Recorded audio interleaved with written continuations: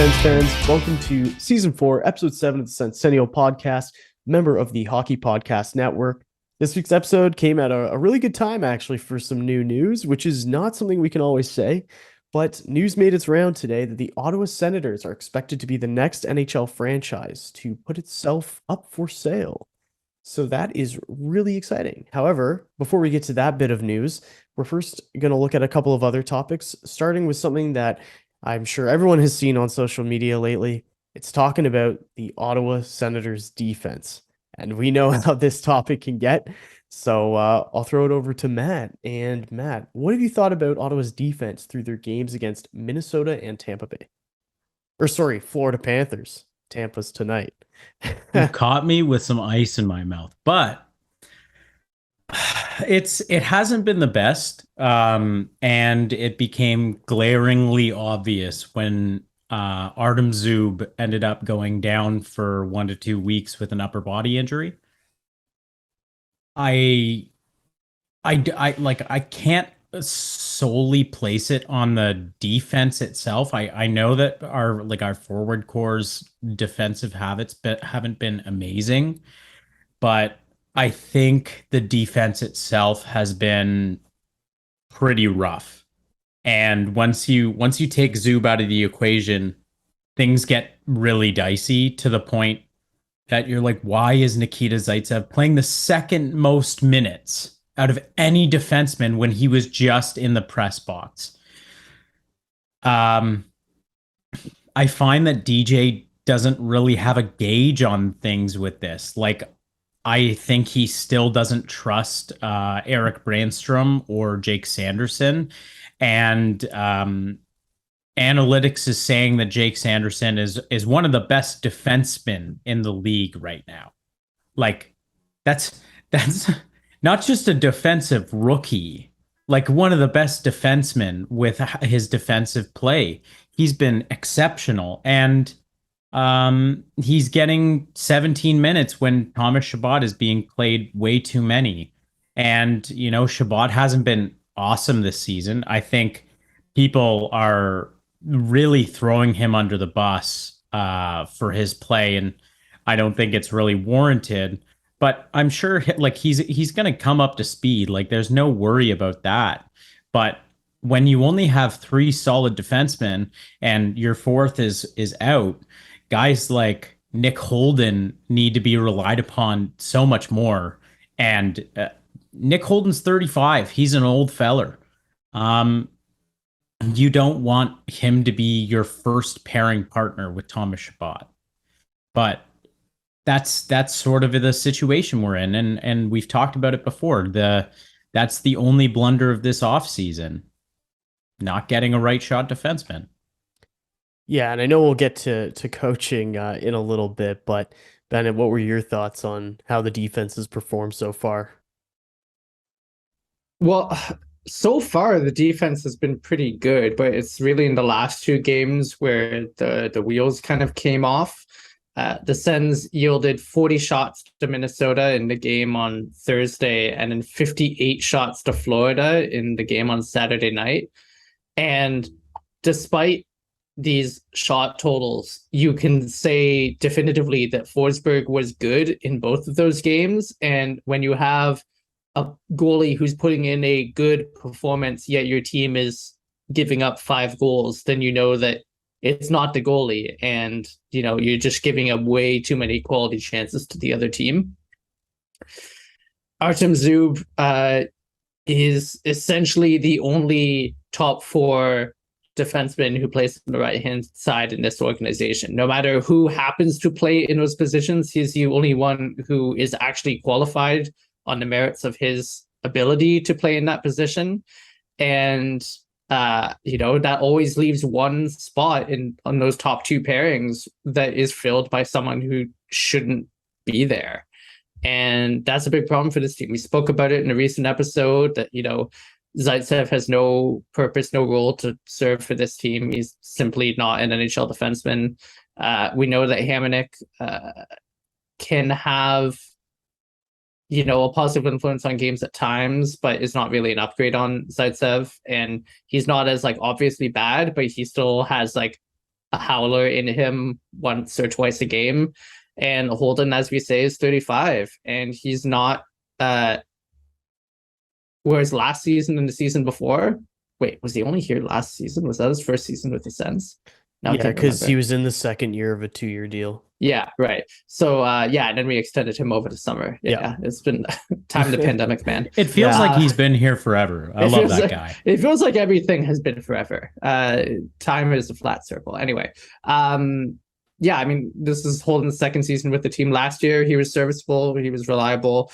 This year, he hasn't been, and that's an issue as well. So when you have two guys in Hamonic and Zaitsev who should not be in that position, and you have Holden who doesn't appear anymore that he can hold down that position, it's a big hole. And I don't put any of this on Shabbat. As ever, he's being asked to do too much in these games, and I'd like to see the coaches put a little bit more trust in some of his understudies, namely Sanderson and Brandstrom, who are understudies in the sense of they can actually play hockey and not be terrible. So that's always good skills to have.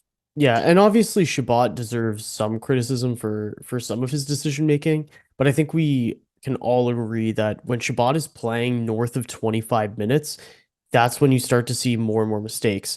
Yeah. And that's why to me it's shocking that Jake Sanderson has an average time on ice this season of just under 19 minutes. For me, you got to be playing him, I would say 21, 22 minutes a night. He's just shown that he's so complete at the NHL level. And I think I kind of unfairly set the question up because I kind of just said, what's going on with the defense? But I think part of that is that earlier in the season when they were on that homestand, and I think they had gotten their third win in a row against the Coyotes. I believe it was Brady Tkachuk. I could be wrong, but he said that they're playing like a 5-man unit when it comes to defense. And you could really see that during their homestand before the Minnesota game, they were clogging up the neutral zone and stopping quick transitions. They were stopping wingers from just breaking the puck in from the outside and pushing to the net. And they were forcing other teams to dump and chase, which I know has been a major criticism of the Ottawa Senators this season. But, they were forcing other teams to do that. And I think maybe the Josh Norris injury kind of hindered that because it gave them less ability to match up better against opponents. That could have been it. But either way, it just seems like when it comes to their neutral zone defense and stopping the transition, they're failing at it, at least over the last couple of games. And that's kind of weird to see. And we'll get to the coaching in a second, but one thing that I think I got to give to DJ was through the first 6 games of the season, the neutral zone defense was really good. And it seemed like whatever system or whatever they had in place there was solid. And I don't know if injuries have weakened that or what, but we can get to that. But I think that kind of has to be factored into these defensive woes, as we'll say, over the last couple games. So, but I agree with Bennett. I mean, you have guys who are kind of aging, and I mean Zaitsev's not that young either, so it's like you have a couple of guys who play on your right side, or Nick Holden, and they're getting up there in age. Their abilities have fallen off. I don't think Holden is an absolute bum. I don't think Hamonic's a bum, but they're not top 4 guys. When I pointed out Holden, it's like Holden would be an excellent 7th defenseman on a cup team. Hamonic would be a good 7th defenseman and a solid 3rd pairing 6th man. But when you get Nikita Zaitsev taking over the second amount of time on ice, that's when you get to the problem. And I think we've talked about the coaching decisions enough. We can get to there right now. Like, why is that happening? I don't understand it. Is it because he's DJ's boy? Did he catch him doing the naughty? Like, what is going on here? Like, why is Nikita Zaitsev paying as much as he is? And that's the age-old question, I guess, of the last few years that DJ Smith's been coach. And it is shocking that he played 20 minutes, because earlier in the season, I think when Zaitsev came in against Toronto, he Yeah. only had like, wasn't it under 15 minutes of ice time? I should check that honestly, but he didn't actually play that much in that first game, and I'm not sure why DJ Smith has given him more time on ice since then, because he didn't look good in the Toronto game. He didn't play Yeah. well. And Yeah. then he got more minutes the next couple times he slotted into the lineup. So that's been confusing for me. And yeah, I mean, I don't know, Bennett, what have you thought? Because I know that you generally have DJ Smith's back, so I'll let you jump in here and what do you have to say about that? Yeah. Well, I'll say a couple of things. First of all, uh, losing again, like losing a guy like Zub, who we already know is the team's best defender on the right hand side, is never going to help. And losing Norris, who we know this year at least has looked pretty reliably at both ends of the ice, is also going to hurt. So I think that a couple of key losses have a lot to do with this. That being said, obviously as the coach, like the responsibility lies with DJ in order to sort out our defensive structure and make sure that, like you say, forwards are getting in the neutral zone and clogging up the passing lanes and helping out on the back end. I don't think the DJ is under any pressure this season, despite some of like the discourse that we've been seeing online from people speculating about his future. I've heard from listening to NHL insiders talking about it that he is not under pressure from the ownership, from the management of the team. He has their backing, and unlike other coaches of rebuilding teams where the pressure is really on them for this season to be the one, I do not think that is the case here in Ottawa. I think he's still going to have plenty of leash. And I think that the team is undeniably better than they have been in the last 2 seasons. Like, I mean, we've had a couple of losses now after putting 4 together, but we're still sitting at 500 on the year so far after 8 games. And at this time last season and the season before that, we were deep in the hole and already and just digging deeper. And this year there's been clear progress made. We didn't have any games where the Sens looked good at the start of the last couple of seasons, where we've had 4 or 5 where the Sens have looked good in this season. So all that being said, I know that most of those came before a couple of injuries, but Zub's not out long term. And I really think that this has a lot to do with like the lack of quality personnel on the right hand side. And if that can be addressed, then I think a lot of these problems will not look so bad. Yeah, and I think it was kind of surprising to see Ethan Bear get traded for like a 5th-round pick and I don't know, a B-level prospect or something like that. To me, I thought Pierre Dorion might have been all over that. I guess I was off base. Maybe he saw there's already enough depth in the organization that acquiring another NHL defenseman on a one-way contract and having to send someone through waivers was undesirable for the organization. I'm not too sure, but Ethan Bear is a guy who analytically he hadn't played yet this season, but based on last season was a very good even strength defender. And a lot of people have been talking about, hey, on that right side, like we need someone who can defend well. And Hamonic and Sanderson have looked good together. I think that's more on Sanderson than it is Hamonic, and I think most people would agree with me, if not all people. But yeah, when it comes to that bottom pairing, like Zaitsev is not it, and with Zub out, you can't just like put Zaitsev on the first pairing. And so I think if you had something like Shabbat and Zub, and then you had Sanderson and Bear, and then your third pairing, having a Brandstrom and then a Holden or Hamonic playing there, that would look much better. But alas, it didn't happen, and hopefully some other options are out there that are not too expensive. But as we all know, right-handed defensemen are not easy to find out on the trade market. Yeah. Well, and it doesn't necessarily have to be the trade market either. I mean, we know that there are guys who can play on the right-hand side within the organization. I think that after the summer that we had, people were shooting for the moon and were hoping to bring in, like a big name from another team. But guys like Hamonic and Zaitsev, they play it below a replacement level, which means that basically anyone who is a warm body and can put on skates and wear a hockey jersey is an upgrade, right? So, even if JBD or Lassie Thompson are not, setting the world on fire in the AHL, they should get a look, because like you really don't have to play very well to play better than Zaitsev. Yeah, and I mean Hamonic's been actually fine this year so far, analytically and all that, which is good. But again, I don't know if that's because and he doesn't pass the eye test though. Like every single game, I see Hamonic do something stupid that leads to a chance at the other end. Yeah, no, overall, I would agree with you. I just think obviously Zaitsev's the biggest question mark, and you have guys like Thompson and JBD in the minors, and I'd love for them to get a look. JBD apparently, like Troy Mann, has been gushing over him. So it would be really great to see him get a chance, and I'm kind of sad that they didn't give him a chance. I mean, last year they sent Matt Murray down on waivers, and he was making, $6 million, and they didn't bat an eye at it.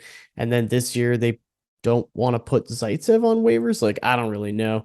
I feel like you might as well, and then bring JBD up and give him a shot and just see what he can do, especially with how just detrimental to the defense Zaitsev has been. And like, it's not even close. Like, if you look at the possession numbers too, he is like a full 10% lower than the next lowest player in Corsi, and that would be Mark Kastelic, who everyone loves, but but Zaitsev is 10% lower than him when it comes to possession. So that's really rough. But yeah, anyway, I mean, it just makes you looking at who they brought up, Dylan Hetherington. To me, they are most likely looking at the Zub injury as it's like he's out for 3-4 games max. And, they can stop the bleeding, probably get a win or two in that point, and they don't have to sort of screw up the lineups down in the AHL.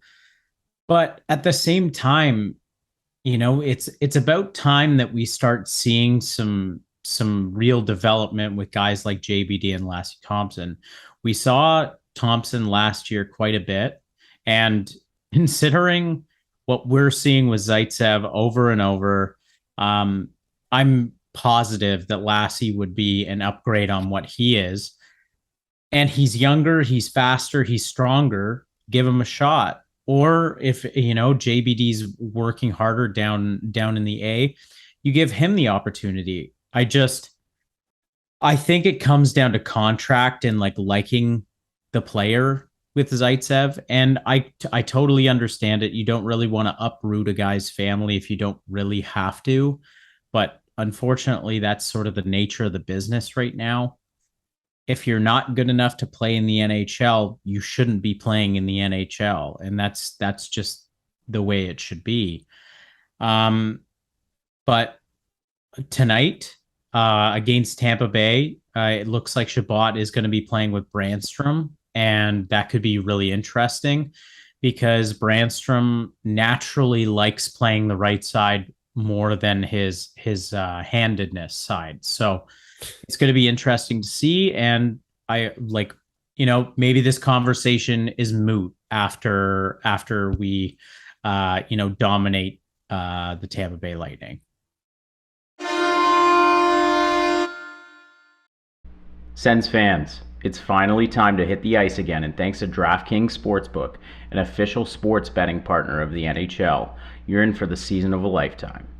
New customers can bet $5 on any team and get $200 in free bets if they win. Personally, I'm probably slamming Shane Pinto at plus 3,500 for the Calder odds, but that's just me. If that wasn't enough excitement, you can turn small bets into bigger payouts with same-game parlays. Combine multiple bets like which team will win, how many goals will be scored, and more for your shot at an even bigger payout. DraftKings is safe, secure, and reliable. You can deposit and withdraw your money whenever you want. Download the DraftKings Sportsbook app now. Use promo code THPN. Bet $5 on any NHL team to win their game and get $200 in free bets if they do. That's code THPN at DraftKings Sportsbook, an official sports betting partner of the NHL. Welcome back, everyone. And now for the main star show of the evening, we've got the Senators for sale. So recently came out, Rick Westhead kind of came out of nowhere and was just a little bit like, dropped a bomb. He went bam and then just walked away from Twitter. Yeah, so he tweets out, around early in the morning, actually. He just kind of pops online, wants to send out a little tweet about what NHL franchises are worth and says, the Senators, first Canadian team for sale in a decade. He kind of slipped that into the second half of a tweet. And it was just kind of like, whoa, hold up. I read that and I was just kind of like, wait, so like, I think we knew the team was quietly for sale, but Rick Westhead, who is a pretty trustworthy guy, just kind of says that. And you're like, okay. And then it ended up being like a handful of hours later, Sportico releases an article that the Sens are officially for sale. And that the Ottawa Senators had hired Glaciotto, I hope I pronounced that properly, sports partners to assist with the sale. And that's the same company that's currently helping to sell the Los Angeles Angels. So, I mean, a reputable company, and it'll be interesting to see where it goes. And apparently the franchise, the Ottawa Senators, is currently valued at $655 million. So very interesting. And Bennett, I'm curious to hear your thoughts on this one. Yeah, well, it's momentous to see this actually acknowledged, because despite, I don't think anybody believed that in 2 or 3 years' time that Anna and Olivia Melnick would still be the owners of this team after the passing of Eugene earlier this year. Despite, all of like the positive press and vibes and everything that have come out of the change in ownership, ultimately, I mean, like, it's just an opportunity for the two young women to cash in and to set themselves up for the rest of their lives. They don't need to go down with the ship of their father's passion project. And the reason I frame it as such is because and why I think this is good news for the Senators is that the Melnick family does not have any more money than it had when Eugene was alive, and they did not have sufficient cash flow to run an NHL organization at the time, as we know, because they couldn't. And so we know that despite the fact that the team has quintupled in value since Eugene purchased it for approximately 92 million USD back in 2003. As you said, it's now worth 650 million or thereabouts. So they have an opportunity here to cash in on that, set themselves up for life without having to actually, inject cash to maintain the funding of this team long term. And I think that it's good because we know that the NHL wants this team in Ottawa. Bettman was bending the ear of Jim Watson very strongly when the potential new arena deal was made. And so we know that the NHL sees the future of this team here in downtown Ottawa. We know that there are interested buyers supposedly here in the city. My only hope is that we get a team or a consortium of buyers who are interested in purchasing the team, making it successful, keeping it here in Ottawa. I think that the last thing that this team needs is another eccentric billionaire to, fly in and take control of the team and have it be subject to their whim and whimsy, because that was something that was really holding the Sens back in the last decade or more. And I'm sort of hoping that with the sale comes a little stake that Olivia and Emma can keep. Anna and Olivia can keep some of the some stake in the Sens, because I think that would be really, really cool. A nice homage to their father, who, with everything that had happened, he did save the team from relocation in 2003. With that said, I did see a lot of, oh my gosh, are the Sens gonna move? No. It's like, look, okay, Arizona has curtains as their visitor locker room right now. Okay, do you think that Gary Bettman, one of he gets a lot of flack, but he's smart when it comes to business. Do you think that guy is going to move the Ottawa Senators? Not a chance. And I believe it was a TSN radio host was suggesting that. And to me, it's totally it's not on the table. It won't happen. Period. If you can come back to this, if the Sens are relocated, and you can dunk on me all you want, it's not going to happen. Why? Because they have a fan base here. It's been proven. There are people that were interested pre Melnick passing that wanted to buy the team and keep it here. That's it. That's all. Yeah. And there's a team of people that went in on this bid for the downtown arena. I wouldn't be surprised if those same people are interested in keeping keep it in the family. Yeah. And Sorry, buying the Sens.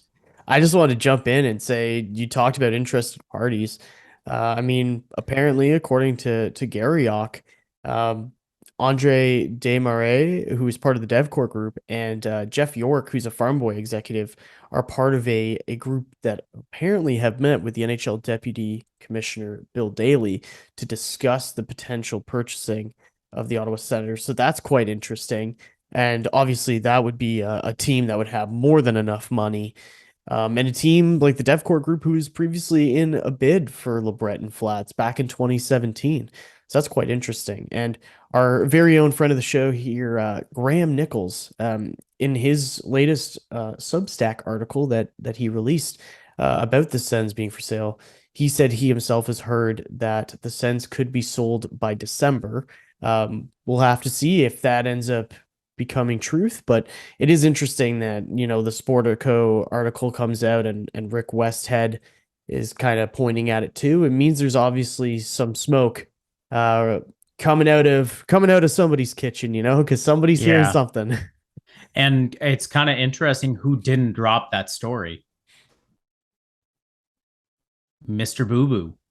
Do you wonder if he's sort of losing clout with the Ottawa Senators organization? He might, but it seems like he still has other people as sources, Yeah. I think he might have lost percentage clout, if not, like a tangible access. I mean, we know what the situation was when Eugene was still alive. Garriock was the only person who was given exclusives or information or leaks or anything related to the team. Now, if we're seeing, that wealth, if you will, being shared with all of the people who cover the team, then it doesn't mean that Bruce doesn't have access anymore. It just means other people are getting access back. So that would be my guess as to what's happening. Touché, Bennett. Touché. But I think it's an exciting time to be a Senators fan. We've wanted this for how long? And, I mean, we always have to go back to the one point in time that changed everything. But it's, the untimely death of Eugene Melnick. And then it just snowballed into everything that happened this summer. And to this point now, where we are recording this podcast right before a Tampa Bay Lightning game. You mean an Ottawa Senators game versus some smelly Florida team? I mean, it's a Sens podcast. I mean, come on, man. But yeah, no, going back to the whole sale too, or potential sale. Sorry, shouldn't get ahead of myself, but I think it would be exciting too, because knowing that the team has some stable financial backing, even if the Melnick family keeps a portion in their possession and sells a majority stake, having someone like, say, the DevCore and Farm Boy rumored group backing the team would be great, because it means you're probably getting more money invested into the arena.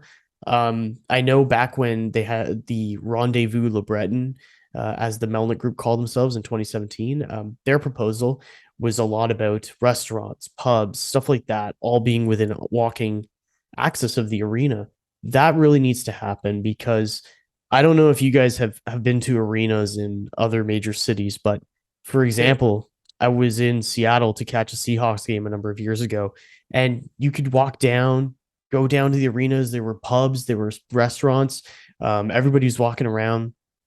Like, you could feel that it was a game day. And I know NFL is a different beast compared to the NHL, Yeah, fair. but having all those amenities packed into a more dense location, you could feel the vibes, like the excitement of a game day. It's like, okay, people got their jerseys on. You go to a bar, you see tons of other Sens fans that are grabbing a drink before they go to a game. Like having that style of stuff, access around the arena is really necessary. And I think if you have a group that's got reputable background, not just the money, but they have to be reputable, and they can bring in other groups and make those business decisions to help, not with just the arena, but the area around the arena. That would be huge for this franchise and for the fan base. Cause I don't know, it's just, the potential is there to be really exciting on game days. And I think that whoever the new ownership group ends up being, they just have to bring that excitement level to the fans and really make it a game day experience, Yeah. And it's a good point because even this early in the season, we're already seeing the return of Sens attendance Twitter, as we usually do at this time around October, November. And I feel, and I think others feel, the opportunity to be smug, because when people said that the reason why the barn wasn't full every night was because of Melnick out and everything, we know that's wrong, because Melnick is out. He's out of this. He's no longer the owner of this team. He is that's right.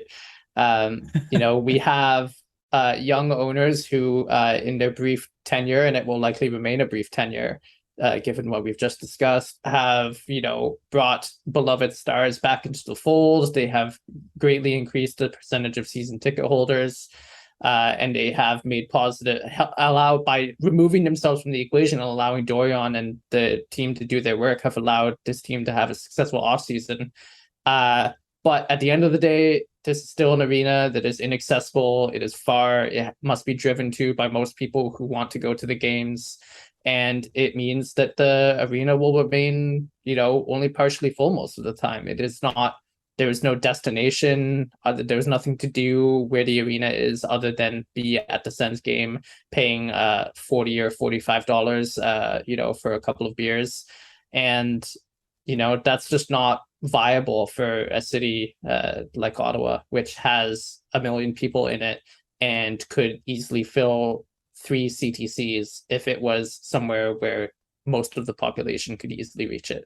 So we know how huge that new arena deal is. As you say, the new acquisition of the team, whoever that may be, and that new arena deal are going to have to go hand in hand like this, because the long-term financial future of the team and the long-term prospects of the team on the ice rely on getting new ownership, getting an arena downtown, and finding that long-term stability. And I don't know about you guys, but I'm trekking it out to the CTC on Thursday night to see the Sens take on the Golden Knights. So, looking forward to that one. Vegas is a good team. It'll be a fun matchup to watch in person. So, if you don't have tickets, I would say get on that and get a ticket. I think my next game is November 14th. That's the Hall of Fame game, right? Yeah, I'll be there too, buddy. Yeah. Let's get our Alfie bobbleheads. That's right. Before we do our outro, we got a special little snippet here from other Matt. So Matt, take it away. Yeah. So as most of you know, it's now the month of November, and my generally scruff face is now cleanly shaved. And with that, I'm doing the campaign of Movember. I'm hoping to raise about $250 for men's suicide prevention and mental health initiatives. And I would really appreciate if any of our listeners, our Twitter followers, or anything like that could contribute to that. Even just a little bit helps. It's a really important cause to, myself, these fellas on the podcast, and generally anybody who has a special man in their life. But I mean, it's your money. You can do with it what you want, but I would really appreciate it. So thank you for listening. Yeah, and we'll throw the link in the description of the episode, and when we post the episode, we'll provide the link in case people are interested in donating to Matt's cause there. So It's a great cause, and hopefully you can get your goal reached there by the end of the month. And That's on the that hope. note, yeah, hell yeah. And on that note, thank you everybody for listening this week. You can find us on all the social medias. You know where to find them on Twitter, Reddit. We're on Discord, Facebook, Instagram. I like to post some montage collections of pictures that I take at Sens games on Instagram. So people seem to be liking that, and the Sens Shrek that we see there occasionally. We got to get some more photos of that guy. So great stuff on there. So please drop us a follow and make sure to subscribe to us on YouTube or on Spotify or Apple Podcasts if that's where you're listening. We really appreciate the support. Thank you so much, everyone. Hope you have a wonderful week. Hopefully the Sens have a wonderful week because we need some dubs considering how packed this Atlantic Division is. So let's get on it. Let's get the skates on ourselves. Let's go on the ice. Let's coach those boys to a few wins. That was awful. I love it. If that doesn't rile you up for a Sens game, then what's going to do it for you? Get riled, baby. This is Ottawa Senators hockey. All we need is a Robillard hearing commercial, and then we're ready to go. Don't do the Hold on a jingle. second. We'll get copyright infringement. Don't do the jingle. They don't know about us. This podcast is not sponsored by Robillard Hearing, but they're just Robillard- getting free stuff, right? We're This just giving is them a right free now. plug. I I gave them a free ad read. Like if they want to pay us to plug them every episode, I'm down because Robillard is part of Ottawa lore. So I mean, anyway, we need to get away and go watch the hockey game. Anyway, thanks for joining us tonight, everyone, or today, I guess, when this gets released. Really appreciate it, and go Sens go. Go Sens go. Go Sens go.